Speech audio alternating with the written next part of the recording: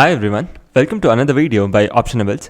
My name is Saket, and in this video we are going to quickly try to cover what exactly happened to the markets on Friday and what we can expect from the markets in the coming week. So we'll be quickly looking at the market breadth and how it was on Friday. So as we can see that there were close to 45 declines and 5 advances, and in this 5 advances obviously the top would be the IT stocks. The reason being Accenture in US came out with very good result. So Accenture in India, companies like Infosys, TCS as well as Wipro and HCL. So all of these work in similar line with Accenture. As in to say, so they are also part of IT service which provide BPO and KPO services similar to what Accenture does. So that means if Accenture is doing very well in the US, it also means that companies like Infosys, TCS would have performed in line with Accenture because the business model is more or less the same. So for example, if some other tech stock like maybe Apple or Microsoft does well, here Infosys and TCS doesn't go up. Only if Accenture does well, here Infosys and TCS will go up. The reason being they work on the similar business line. So now if we come to the losers, so it was pretty obvious that all the sectors lost heavily, especially banking and finance were the top losers. As we can see here in the top loser list, we have IndusInd Bank, Kotak Bank, HDFC as well as Bajaj Finserv. So mainly banking stocks were beaten down very badly. Apart from that, some heavyweights like Reliance and SBI also fell close to 2.5%. So overall, it was a complete bloodbath, and unfortunately Nifty also closed below 17,000. So now, considering that, what we can actually expect from the market in the coming week. So before which we will just look at the FII DII trend. Again, we saw some heavy selling from FIIs. They sold close to 2,000 crores and DII did purchase close to 1,500 crores. So all in all, there was only a 500 crore difference. But why did we see such a big fall? That is because even the retail participation this time was pretty low. So there was no big buying from retail participants, or who knows, there might also be some net selling by retail participants. So this would have definitely pushed the markets quite down.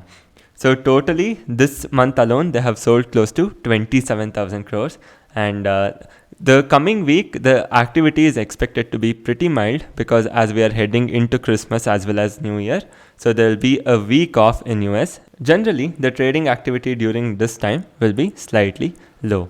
So now we'll look at what do both the open interest as well as chart suggest for the coming week. So when I come to open interest, so this is for Bank Nifty, and we clearly saw some huge writing of call option, especially at 36,000.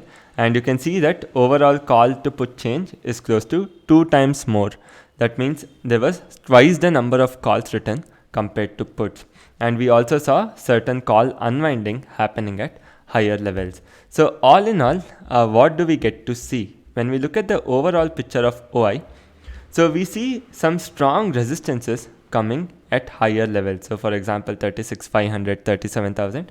So all these are pretty strong resistance. And at lower levels, we don't have a lot of activity moving in, especially below 35,000. So even at 36,000, even though the market has fallen quite a lot and it is at 35,600. So we can see here, the market is currently trading at 35,600. In spite of market trading at 35,600, we have some very strong put writing at 36,000 even now. So what does all this indicate? For that, we will just look at the chart once, just to get a clearer idea. So what we can see here is that Bank Nifty had taken support at 35,500 quite a couple of times in the recent past. So it tried to break 35,500, then immediately there was some buying. Again, it tried to break, immediately there was some buying. We have already seen that 3 times. And even yesterday, it took some very good support at 35,500 and it was bouncing back. So the question now is, will Nifty or Bank Nifty be able to hold 35,500? So this will definitely act as a very crucial support for the market. And on a closing basis, if by chance Bank Nifty fails to hold 35,500, then we can expect a crash towards 35,000. So the thing here is that if Bank Nifty tomorrow, let's say, opens below 35,500 and trades there for a while, then we will see a lot of close of 36,000 put options and some strong writing of 35,500 put option. So 35,500 is a very crucial support for Bank Nifty, and we have to see if it can hold or not. So the other option what we have is Bank Nifty will bounce towards 36,000. In this case, let's say Bank Nifty comes back towards 36,000.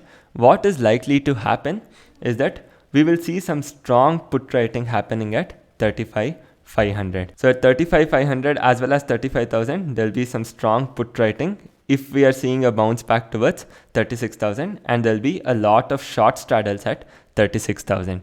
So this would be the most likely scenario if we see a bounce back to say 35,900 or 35,800. If it opens below 35,500, then it is going to be a real cause of concern. And if it is not bought into, let's say it opens at 35,400 or 35,300, and if it is not bought into in the first few hours, then we can expect a move towards 35,000. So again, tomorrow's price action is going to be very crucial for us. And as we know that if 35,500 is taken out, then we have immediate support coming in at 35,000. And on the higher side, market might face some resistance at 36,000, and there is much more stiffer resistance at 36,500. So now if we quickly come to Nifty right over here, in Nifty 2, we saw some huge amount of call writing compared to puts, and we did see some strong put unwinding also. As you can see here, there was totally 33 million calls compared to 12 million puts. So quite a lot of call writing compared to puts. But when we look at the overall picture, even here, there is quite a lot of calls compared to puts. And the surprising fact here is, in spite of Nifty closing below 17,000, and it was also at 16,950 at a point, there was still some very good put writing. And one more thing what we have to note is the ratio of PCR is almost around 0.5. So the thing is, it is much in levels of 0.4 something, because you can see that the total calls is more than twice of the total puts. So it is well below 0.5, and the moment it goes to 0.4 or much below 0.4, the thing is, there are high chances of reversal. The reason for this is if we go below 0.4, so then there will be a lot of calls compared to puts, and any small bounce back, all the call writers will start covering. So this is the reason that we can expect if the PCR ratio from here further comes down to 0.3 or 0.4, we can expect a bounce back. Or tomorrow, let's say people start writing more of 16,800 or 16,700 puts, PCR increases, then we can expect the market to consolidate around this range with some sort of bearishness. So overall, what exactly can we expect from Nifty? Again, this level of 17,000 is going to be very crucial for Nifty to see whether it will hold or not. If it doesn't, then we have the immediate support coming in at 16,800. So we can see here, once there was a gap up at 16,750, it has already taken support here once, and it again came to 16,800, bounced back. If it breaks 17,000, it will be the third time we'll be testing 16,800, and this again will turn out to be a very crucial level. So if you ask me, I am expecting markets not to break 16,800, but I might be totally wrong.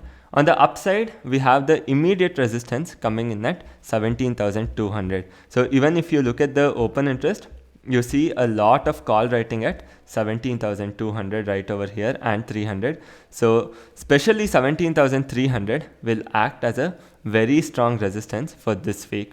So I am not expecting the market to cross 17,300 this week. Again here, I might be totally wrong. So my range for this week would be anywhere around 16,700 to 17,300 for Nifty. So this is where I am expecting the market to trade for the coming week.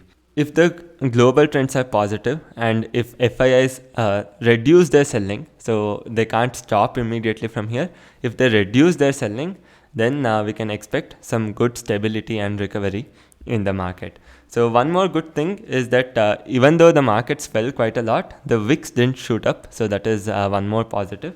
So it is really important for us to see how the market behaves tomorrow.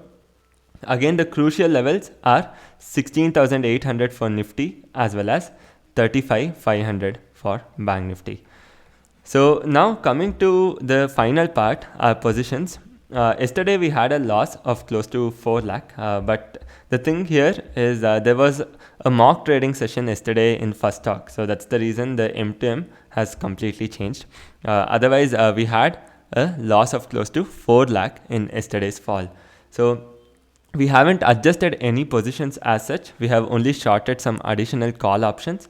So tomorrow, if we don't see any bounce back or any sort of positivity moving forward, then we will start doing adjustments aggressively. Right now, we haven't done any aggressive adjustments. So we are waiting to see how the market behaves tomorrow as well as day after. So with that, we also come to the end of this report on what exactly we are expecting from the market tomorrow. And if you have liked this, then please don't forget to hit the like button, share this video as well as subscribe to Optionables. Thank you so much for joining, guys.